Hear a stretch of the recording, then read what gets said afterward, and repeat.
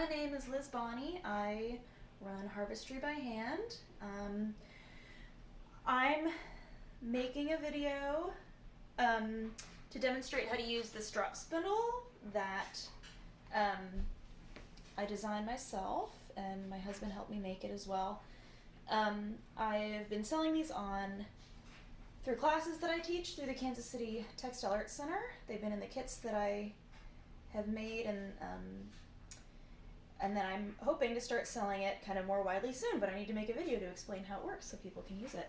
So what is unique about this spindle, it is a bottom whorl spindle, and this section is what makes it different than a lot of other spindles. This is called a pern, and I have attached it to the bottom whorl, which is just a solid piece of wood, and then put a cup hook on top. And what is unique about this specific drop spindle is that you can make a center pole ball right on the shaft here because it's thick and tapered. So I'm going to show you how to do that.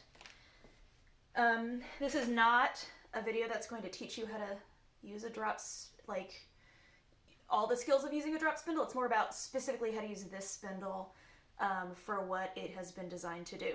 So I have my leader here, which I'm going to put around this indentation on the base, and then I just wrap it around a couple times, and then at least once around the cup hook on the top.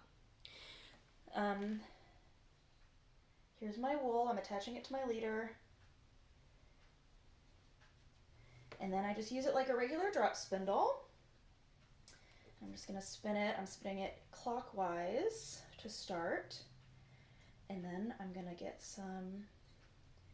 my spinning done here.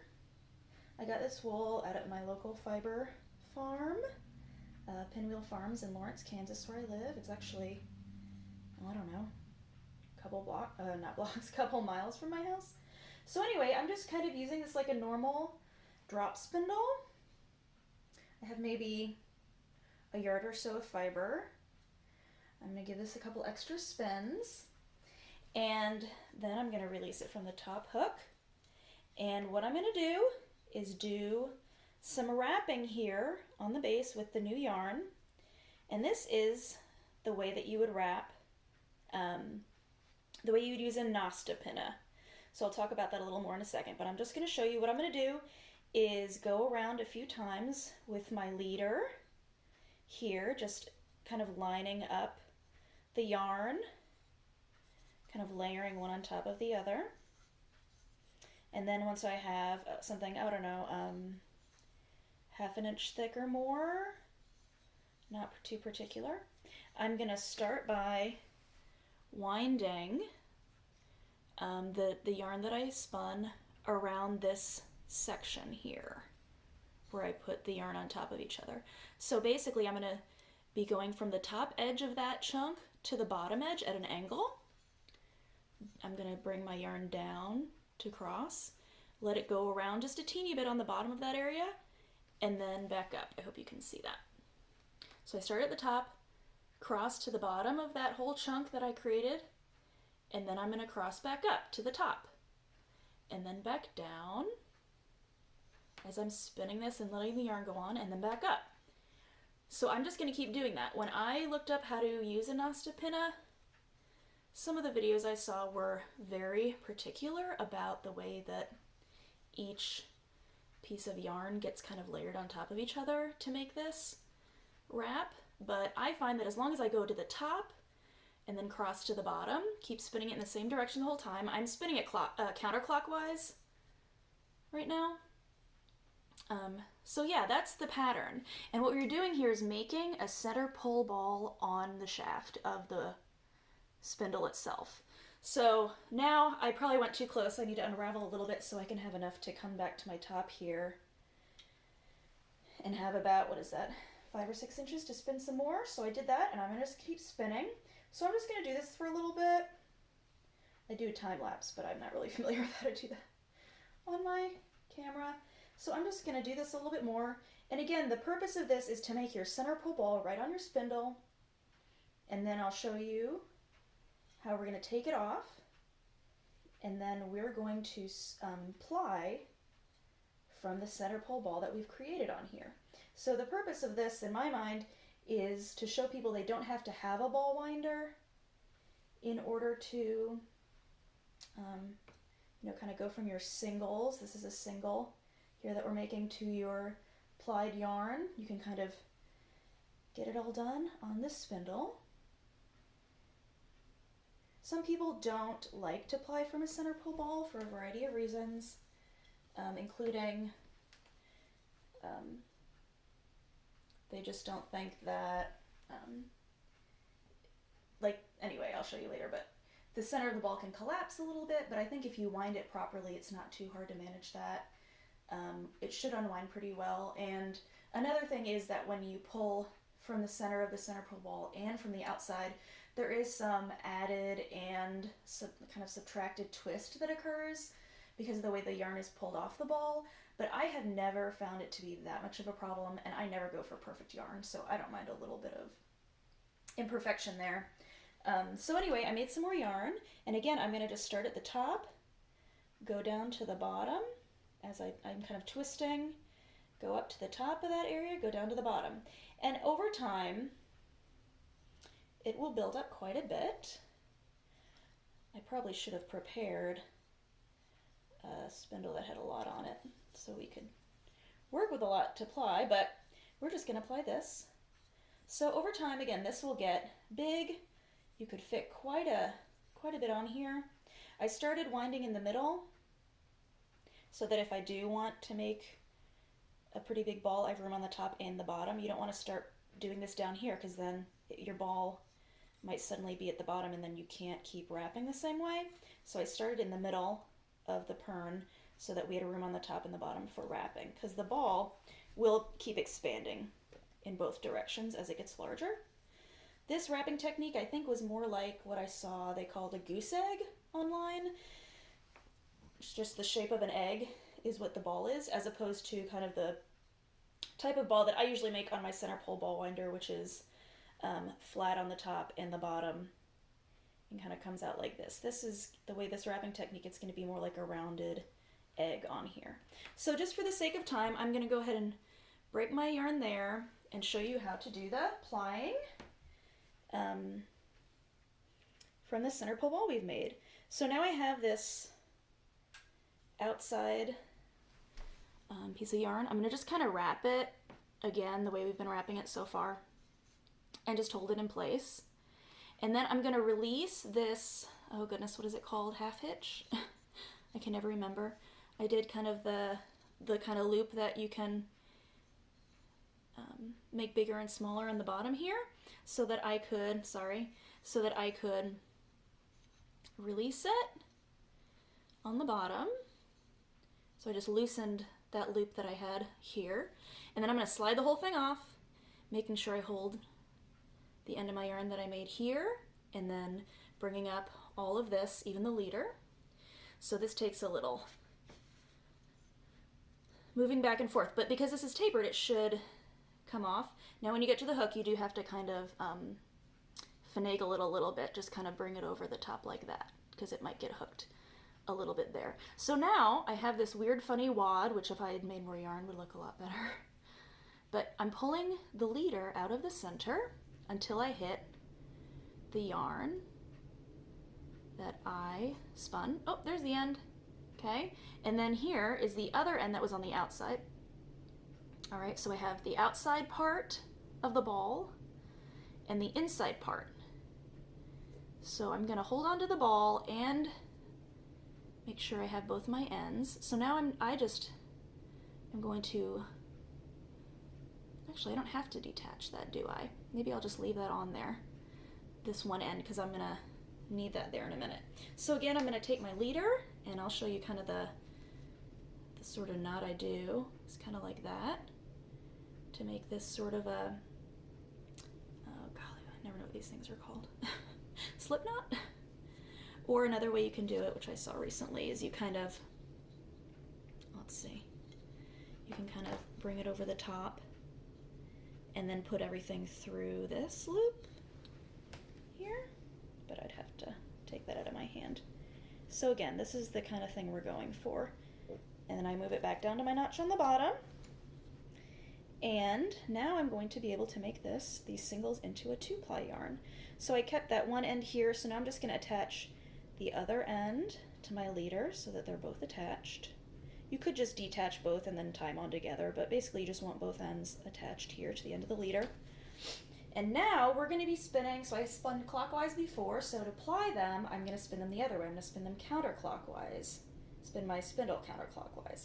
So that's how I'll kind of wrap this on counterclockwise once or twice around the hook.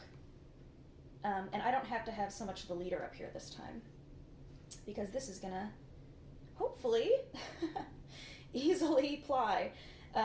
So this is the deal, is you gotta kind of wiggle it out, but this should be pretty organized. It shouldn't be too tangly or anything. If the ball was larger, I think it would be easier to hold and to untangle, but that went just fine. And so now I have my 2 plies. I'm spinning it to the left. I just let it hang and the twist moves up and I can ply right on here. So I'm going to just check and make sure, okay, that might be a little over plied. So then I'm just going to pull out a little more. I'm going for a relaxed yarn, so that's pretty good. So I'm going to just come down here. Now this time, if I just want my plies to be to be a 2-ply, I don't have to do the fancy wrapping technique here. But if you want to do a 4-ply yarn, then you could do the wrapping technique again, pull off your ball that you made, connect those 2 ends, and then ply those 2 ends together to get a 4-ply. And so because we just spun counterclockwise, which made a S twist, yes. So our singles were a Z twist. Think of a Z. The middle line shows you the direction of the twist. When you actually look at the yarn, the angle it looks like, it must have been a Z twist, because now this has an S twist with the 2-ply. So then I would, for a 4-ply, I would do the wrapping technique I did before, and then once I finish this, I would spin it to get the 4-ply. I would spin it clockwise, and then it would be a Z twist when I did that, yes. So anyway, I'm just making this into a 2-ply for now. But yeah, there's a lot you could do with this. So yeah, that's it. That's really it. I went a little over the part on that, but so now this is super short, but I am going to do a quick little instructional on. I guess this is going to be more about making a mini skein. I'll have to do another video on making a big skein. Actually, maybe I could squeeze it in. So this is really short. So actually, yeah, let's just I'll pull out some other yarn, and I'll just show you real quick how to wind it into a skein. So here's another ball of yarn that I have. So if this was, if this was yarn that I just made on here, it would just be wound around here, and I would just put this down somewhere and let it unwind off of this instead of off of this ball when I'm making my skein.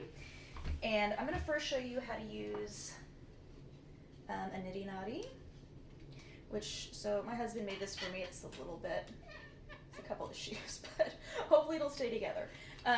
So I won't talk too much about what a niddy noddy is, but it allows you to make skeins right on it.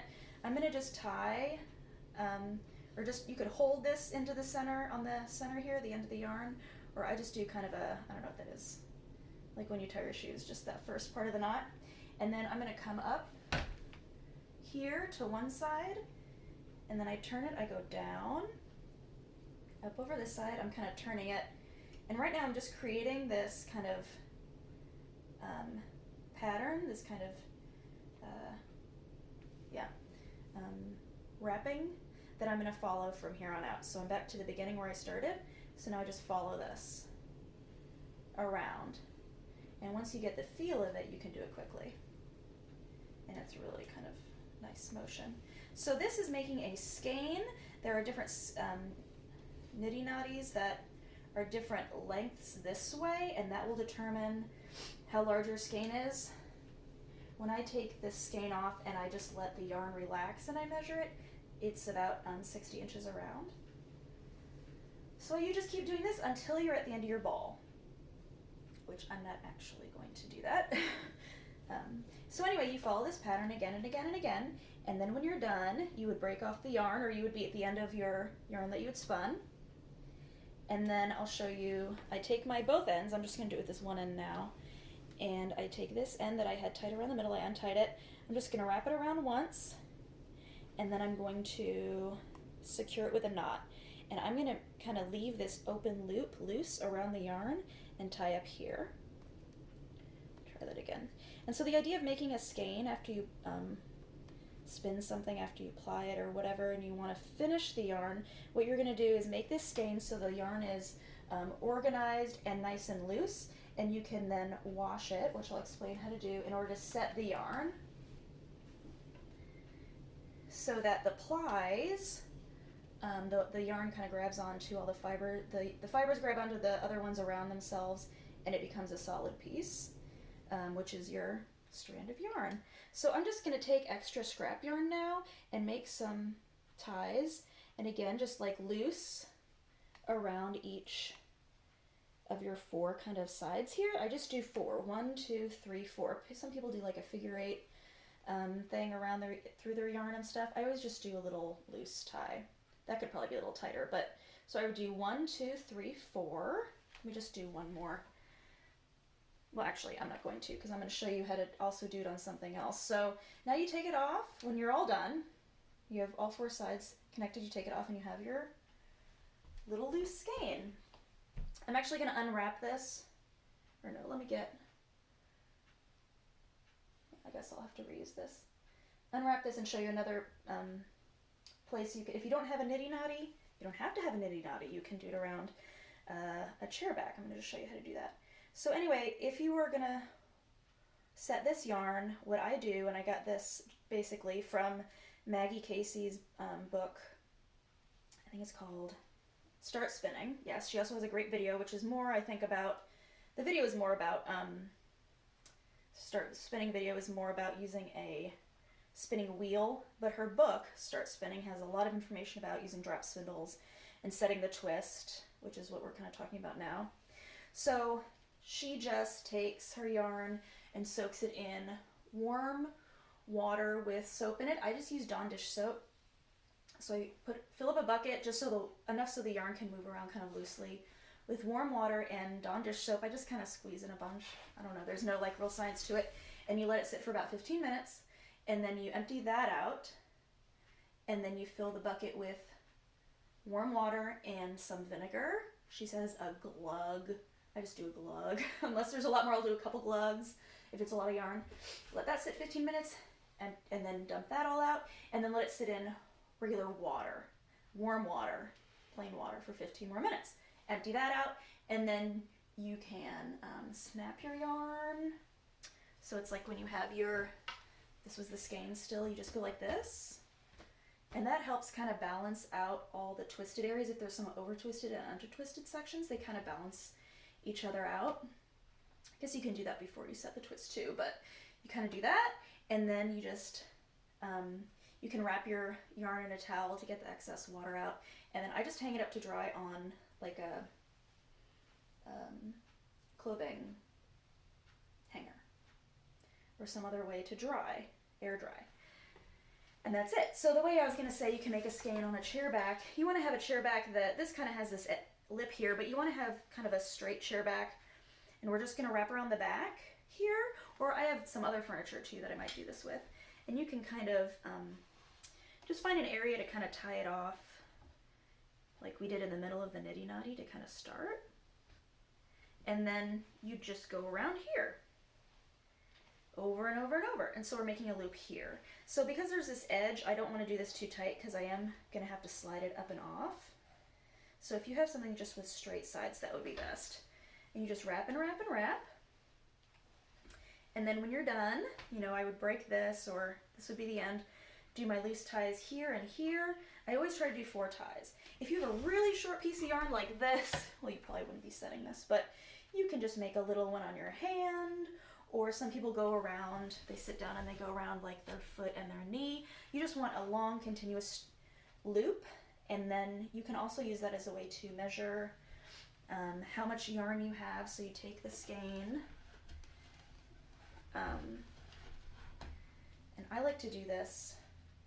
I don't always trust, like I was talking about how long the skein would be on here.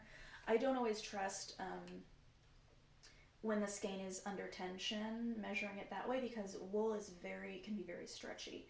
And so if I just measured it on here and said, oh, it's this long and here's the math on this, it could be all stretched out. So I usually like to measure my yarn once it's skeined and washed, because it can maybe shrink a little bit when you're washing it. And I would just lay it flat, measure this length, and then double it so that I know the full kind of length of one strand of yarn going around. And then I would count how many strands I have on one of these sides and multiply the length one way around times the number of strands I have, and that'll be an approximation of how many inches, feet, yards you have. Okay, that was a lot. Anyway, hopefully that was helpful. But yeah, hope you enjoy it. Let me know what you think. And yeah, I guess I'll maybe do more of these in the future. We'll see. Thanks so much.